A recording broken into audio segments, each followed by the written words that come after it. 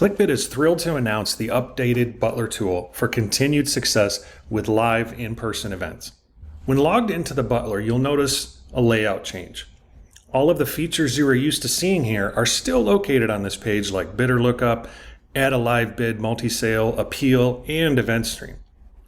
New to the homepage is the Reports button, which gives you a summarized overview of your auction progress and bidder information. The ability to search for bidders by phone number, table, and tag has been added to bidder lookup. The information that matches what was searched will be highlighted in yellow. You will also notice that if a bidder was associated with a ticket purchase, this information will also show, as well as any notes.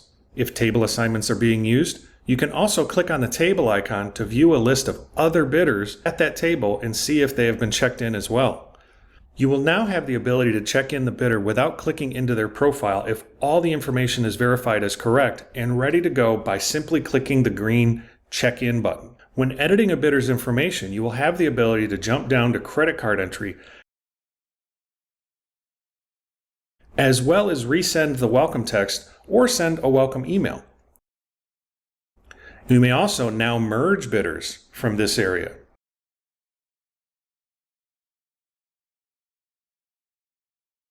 In bidder lookup, you may also add a new bidder. If a bidder number is not specified, the system will assign the new guest the next available number and allow you to complete their profile setup. New this year, if enabled, QR code check-in is also an option. You can enable to show the QR code on ticket purchaser receipts under the Event Tickets, Ticket Page Settings, Additional Features page. This will populate a QR code for check-in on receipts that may be scanned by the volunteer at check-in. You will need to be on a device with camera access to use this feature. This has also been added as a shortcode to resend guests their QR code for check-in. Under the Add a Live Bid section, you will now be able to add a Buy Now bid. Our event stream feature functions basically the same, just a few simple layout changes to make everything operate much, much better.